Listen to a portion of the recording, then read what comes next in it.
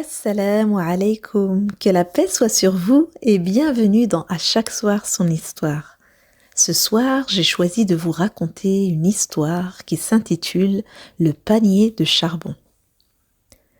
Un vieux musulman habitait une ferme dans les montagnes du Kentucky avec son petit-fils.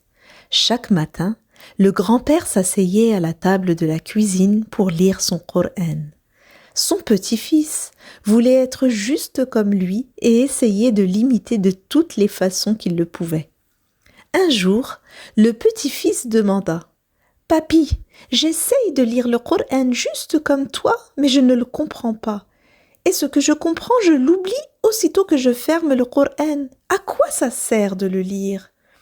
Le grand-père s'arrêta silencieusement de mettre du charbon dans le four et répondit « Prends ce panier de charbon et amène-moi un panier d'eau de la rivière. » Le garçon fit comme il lui a été dit, mais toute l'eau coula avant qu'il ne soit retourné à la maison.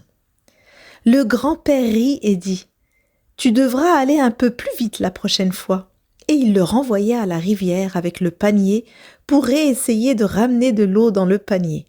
Cette fois, le garçon courut plus rapidement, mais une fois encore, le panier était vide avant qu'il n'atteigne la maison.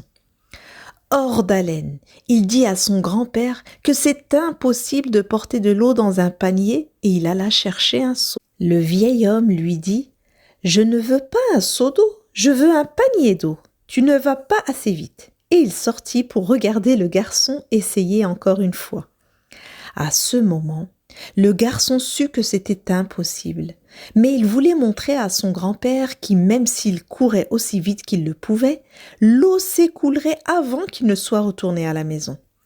Le garçon plongea le panier dans la rivière et courut très vite, mais quand il atteignit son grand-père, le panier était encore vide. Essoufflé, il dit « Tu vois, papy, c'est inutile. »« Donc, tu penses que c'est inutile ?» le vieil homme dit. « Regarde le panier. » Le garçon regarda le panier et pour la première fois, il se rendit compte que le panier était différent. Il s'est transformé d'un vieux panier de charbon sale en un panier propre à l'intérieur comme à l'extérieur. Mon fils, c'est ce qui se passe quand tu lis le Coran.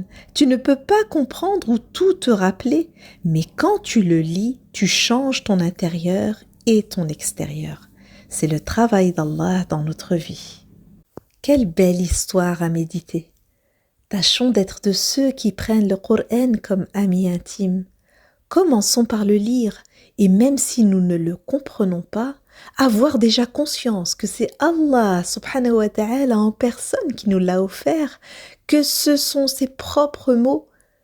Ceci ne peut nous laisser indifférents et soyons certains de son lourd impact sur nous. Et demandons l'aide à Allah subhanahu wa ta'ala de pouvoir le comprendre, réfléchir sur ces versets, méditer et l'appliquer. Qu'Allah nous permette d'être parmi les gens du Coran, Ahl al-Coran. Amin ya Rabbal Alamin. Assalam.